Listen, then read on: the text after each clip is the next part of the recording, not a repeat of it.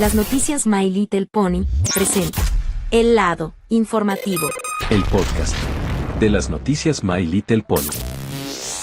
Este es un espacio en donde hablaremos sobre temas relacionados a la franquicia de My Little Pony y algunas informaciones de la actualidad de lo que pasa en nuestro fandom.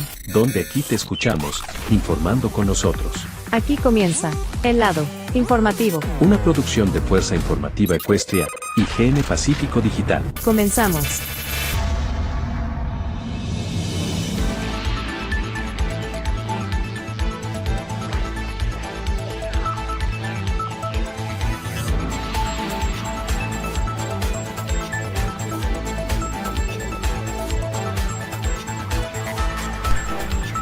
Amigos, amigas de toda la cadena Noticia P, ¿cómo andan? Bienvenidos acompañados aquí una vez más en el lado informativo, donde vamos a tocar completamente todos los temas que están pasando dentro y fuera de los fandoms.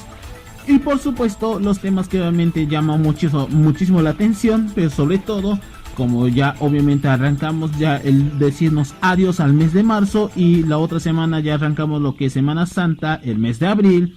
Entiendo que domingo va a ser obviamente algo no tan novedoso y me dicen que obviamente quiero decir un pequeño spoiler, pues como verán, cada 1 de abril, sobre todo si ustedes ven lo que es Adult Swim, sí, espero que nos traigan trayendo una broma, aunque sea más inteligente. Pues esto quiero enfocar por qué está haciendo las razones de hacer bromas de forma un poco más hostiles o algo que por el estilo. El año pasado fue con Pibi y el anteaño pasado, que es 2021, tiene que ver con el enfoque al público preescolar y me encantó esas bromas. Aunque obviamente comparado con lo que tuvieron que hacer el años anteriores, pues esos son los últimos que me acuerdo bien que sí jugaron. Pero la pregunta es, ¿qué broma nos traerá el Adult Swim, el bloque para adultos este año? Pero nadie sabe. Pero eso lo vamos a averiguarlo con el pasar de los siguientes días. Perdón por esta inconveniente. Bueno, aquí les hablo crítico transgresor correspondido a esta jornada. Y bueno, para arrancar completamente nuestra edición más aquí en el lado informativo, como verán en el título que vamos a tocar esta semana es nada más y nada menos que, adivinen, y no me refiero a que vamos a ver Your Day, esto lo vamos a analizar completamente la próxima semana, el próximo martes o un viernes, con respecto a lo que es nada más y nada menos opinando. ¿Qué opinan de forma muy explícita qué fue lo que pasó con Netflix una vez de que llegó? Y spoiler, sí llegó, porque creo que las críticas no resultaron tan bien como yo creía. Pero lo que venimos aquí presentemente es nada más y nada menos que vamos a enfocar sobre lo que es WrestleMania 39. Y me pregunto es, ¿eso qué tiene que ver eso? Porque a mi opinión personal es un tema bastante algo llamativo, interesante y algo coloquial. Si hablo de WrestleMania 39, porque el día 1 y 2 de abril se realiza a cabo este evento, donde obviamente la ciudad que es Los Ángeles, en el estadio SoFi, donde originalmente iba realizado para el 2021, sin embargo, debido al crecimiento de la pandemia, tuvieron que atrasar con las obras, incluyendo posponer el 2022, tampoco no cumplieron completamente lo que es el tema de la construcción, y tuvieron que hacerlo hasta el 2023.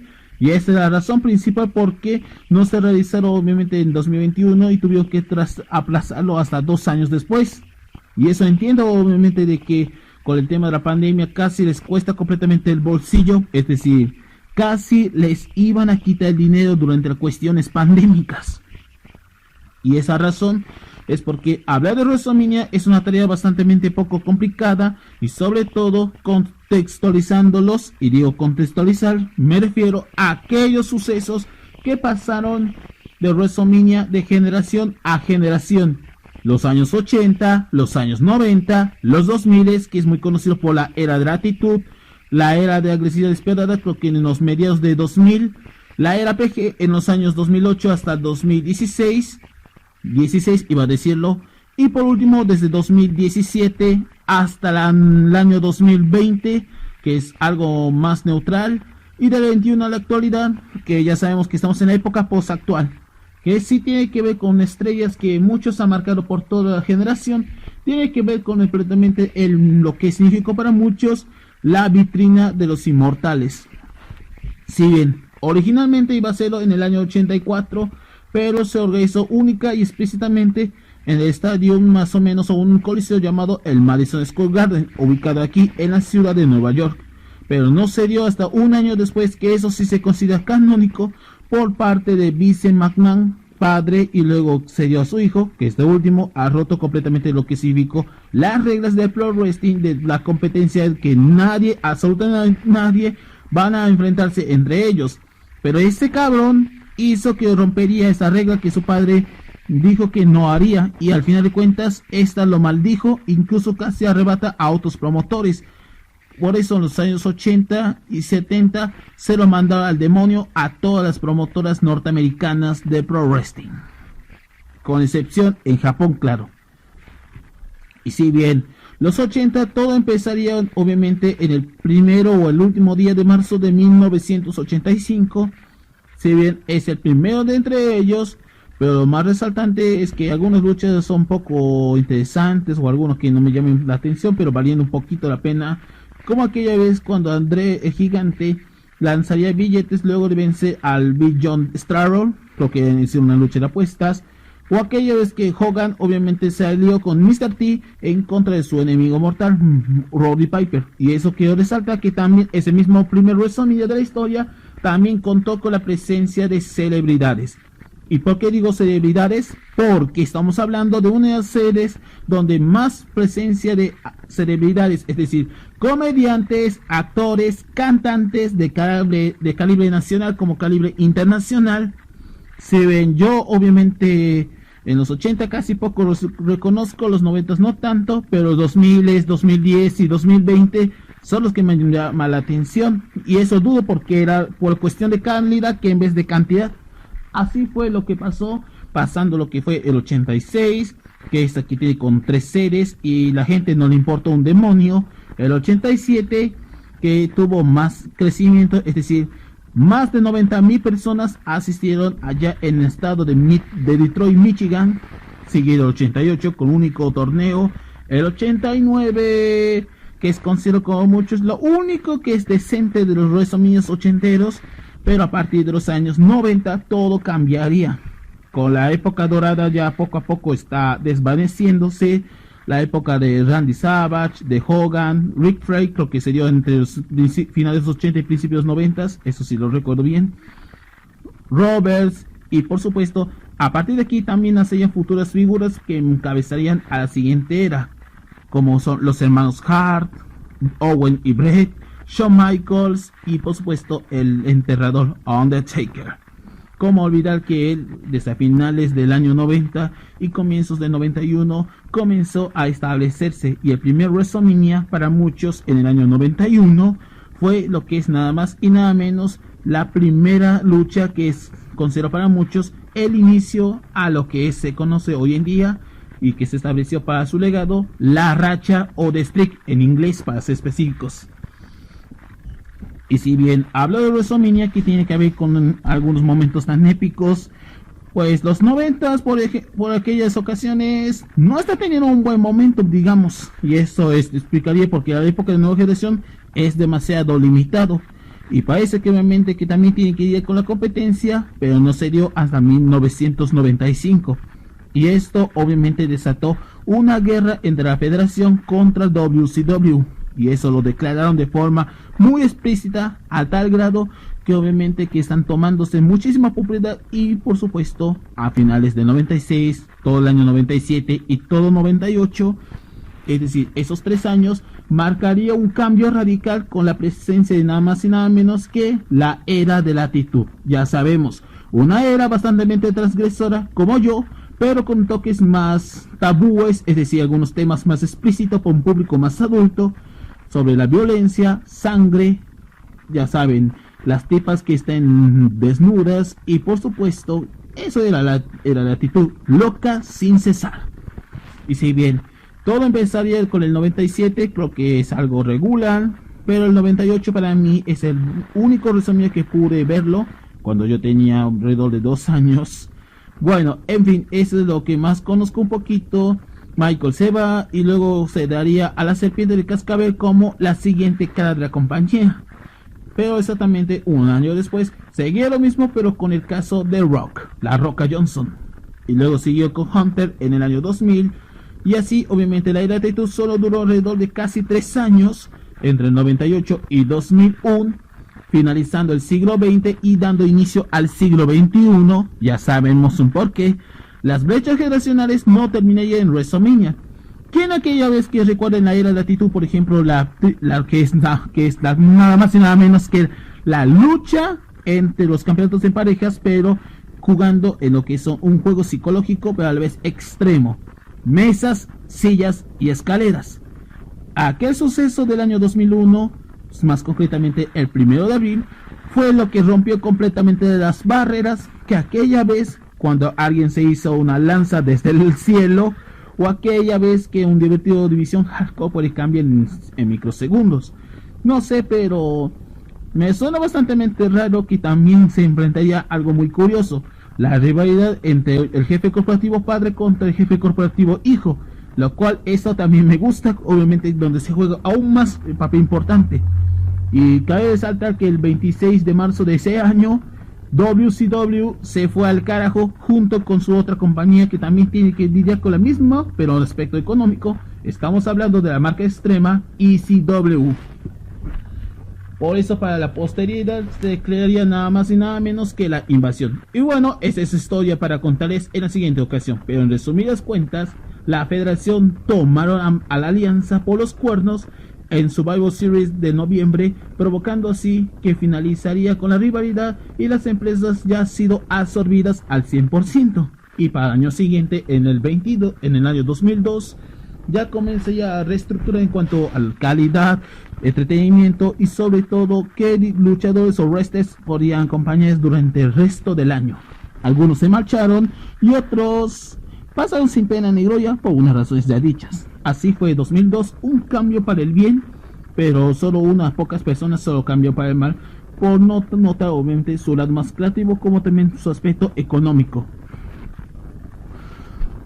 Y por supuesto, el 6 de mayo de 2002, quiero decir un dato curioso adicional para esto antes de la ruta de WrestleMania 39, que quiero decir de forma cronológica, aquel suceso por culpa de lo que fue el famoso bolero del infierno en Londres.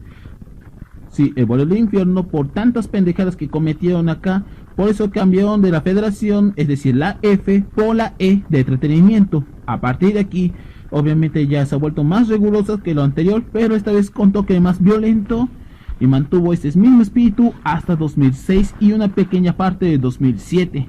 Muchos aparecieron estrellas muy populares, pero sobre todo los más resaltantes como los guerreros, sobre todo Eddie, que Dios lo goce. Benoit, creo que es uno de los personajes más emblemáticos, a la vez muy controversiales debido por los sucesos. Ya saben por qué lo ocurrido en 2007, pero yo no quiero hablar de eso. Y luego ya obviamente aparecieron otros posteriores como Lesnar, Cena y Batista, pero eso obviamente cada uno tiene por razones ya dichas, que a partir del año 2005 cambiaría obviamente de caras, y eso ocurrió en el 21 en el WrestleMania, que es Hollywood, y eso no sería Hollywood sino hasta años más tarde. Esto lo cual voy a averiguar, por eso voy a opinar al respecto más a detalle. Continuando así el 22, el 23 y lo más culo decente terminaría en el 24 en el año 2008. Y pude ver, y cuando digo que estuve viéndolo, me refiero a la famosa lucha de retiro del 24, donde una leyenda de Pro Wrestling de la Alianza Nacional, como es el caso Ric Flair, se despidió de los cuadriláteros de forma definitiva, que me hizo llorar este recuerdo cuando dijo una típica frase: lo siento, te quiero amigo. O aquella vez cuando obviamente lo lanzaron en una celda infernal, o no sé, eso lo voy a hablar un poco más a detalle de lo que es la época postmoderna. Pero Ruthless Aggression cumplió bastante casi las expectativas, pero terminó aquí en WrestleMania 24, ya para años posteriores, con el tema de las políticas de bienestar, la acumulación de lesiones, donde el público se ha vuelto más family friendly. A partir de esos años WWE ya se encontró en un enfoque. Y por supuesto, como todos sabemos, es en dichos años la era de Cena comenzó a expandirse a tal grado que en los años posteriores se generó mucho odio, y después se tuvo que dividir entre los fanboys contra los haters de Cena. A partir de aquí es donde ya desataría lo que es el público PG de forma bastante mixta, es decir, nadie es positivo, nadie está malo, nadie está bueno, todos somos idiotas. Y bueno, hablar de WrestleMania 27, esto ya es una decepción. Luego contando así lo bueno los 28, decente del 29, lo más curioso en el 30, que es algo, puedo decir, en mi opinión, el WrestleMania 30 es mi favorita. A diferencia de los años anteriores, este tiene que ver con algunas sorpresas, por ejemplo, como aquella vez que hubo una triple amenaza que al inicio tuvo que lidiar un Underdog que rompió completamente las expectativas, lidiando contra la autoridad y convirtiéndose en la misma noche en campeón indiscutible, es decir, se llevó los 2 campeonatos en su cintura, cargando así con una lesión bien fuerte al empezar el show. Pero lo que más me hace entristecer aún peor fue el 21-1. ¿Y por qué digo ese término? Porque ese 6 de abril de 2014 fue el día que nuestro Tata Taker perdió por primera vez en WrestleMania por culpa de un part-timer que nadie ha dicho, pero la racha no debió romperla ni siquiera con su propio cansancio, ni siquiera tampoco por su esfuerzo. Ni los creativos, ni ninguna persona detrás de las bambalinas no ha dicho absolutamente ni un carajo.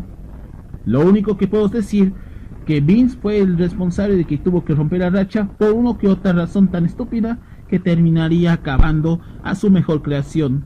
Desde el principio, en vez de adentro, prefiere hacerlo por afuera.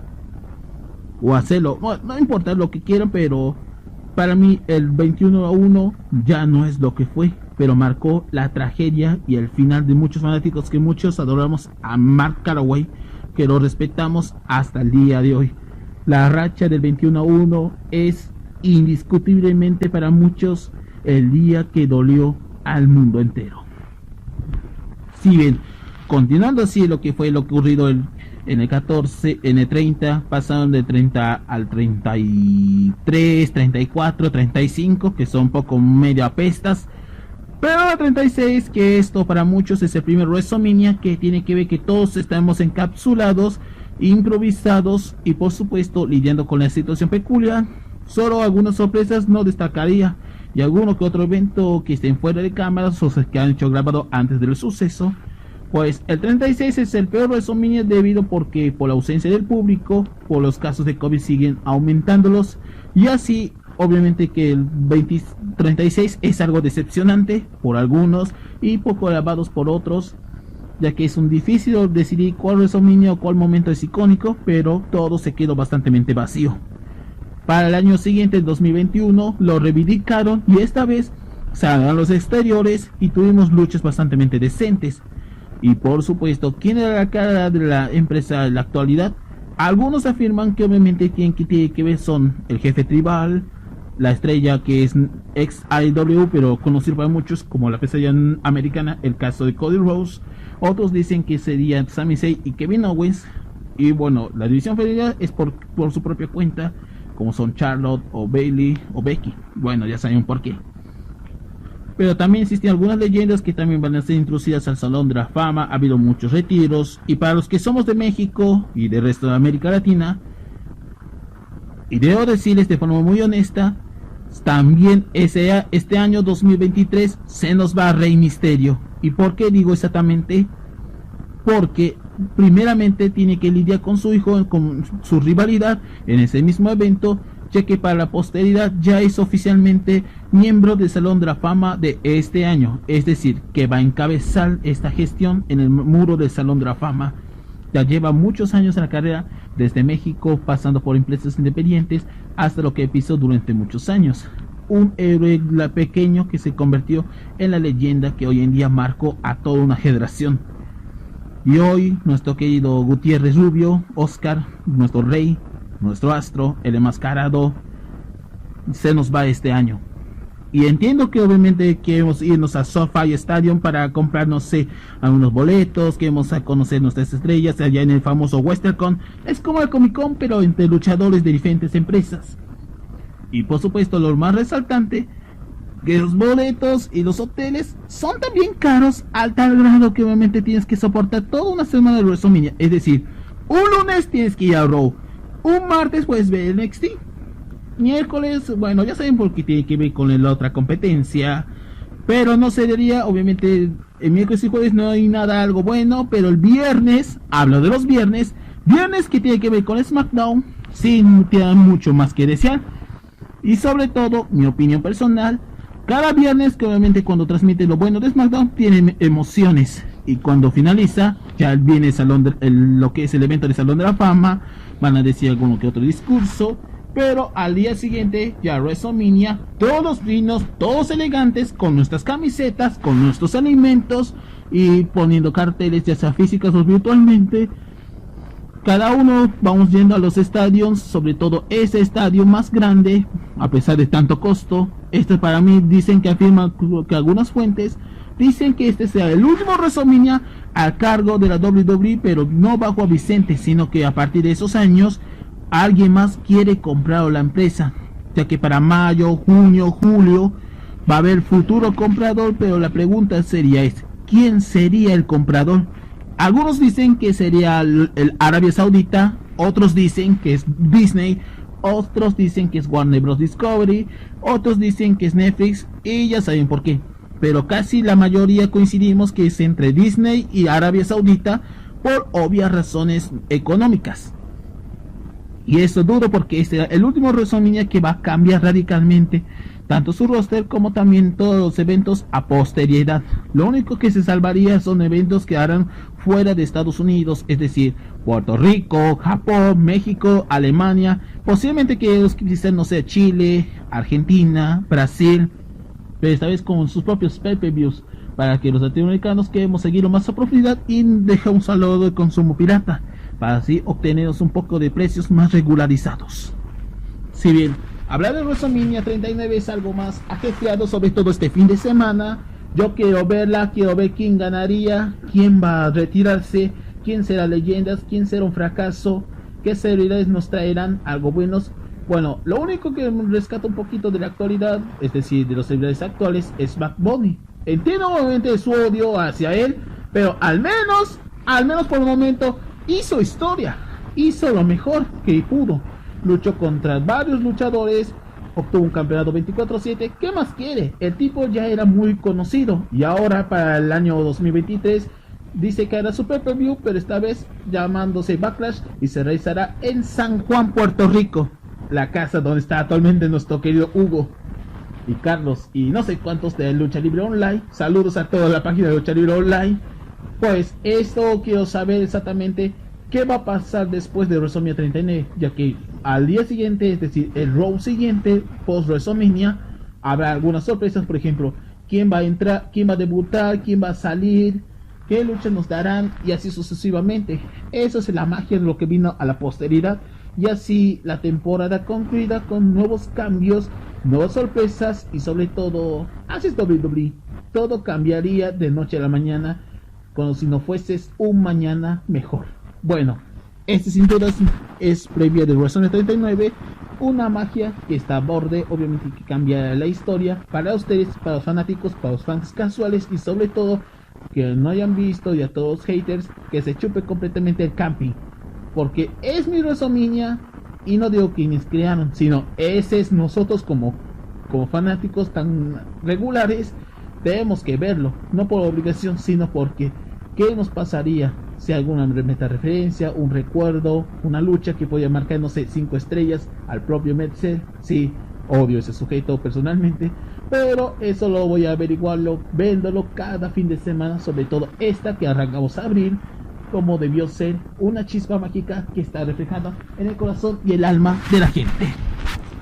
Y bueno, panas, con esto finalizamos completamente este episodio de El Lado Informativo de WrestleMania. Y como estamos en la previa, ya que mañana es el día donde vamos a conocer quién de las estrellas va a consagrarse campeón, quién retiene, quién gana, quién pierde, quién será leyenda, quiénes vienen, quiénes se van, todos, porque la vitrina de los inmortales en Hollywood los espera. Sin más que decir, Los esperamos completamente hasta otra semana con más. Y les habla Crítico Transgresor. Antes de irnos completamente, síganos en nuestras redes sociales como @Crítico Transgresor en mayoría de redes sociales. Y síguenos sobre Noticia P también de forma simultánea. Y los esperamos también que nos sigan igualmente para escuchar el lado informativo todas las veces que quieras en plataformas digitales, Google Podcast, Amazon. También estamos llegando así hasta Spotify, Anchor, Spreaker y mucho más. Y los esperamos con otro viernes de entrega. Hasta entonces, que tengan buenas noches y por supuesto, feliz inicio de abril. Y por supuesto, saludos a toda la compa de Lucha Libre Online, sobre todo Hugo y Carlos. ¡A Tangana!